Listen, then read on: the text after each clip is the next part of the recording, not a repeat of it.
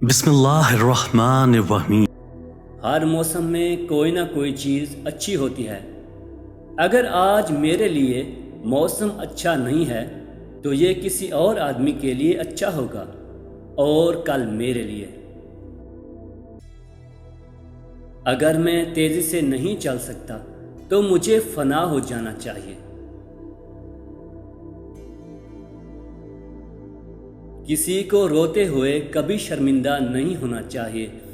आंसू ज़मीन की खाक पर बरसते हैं।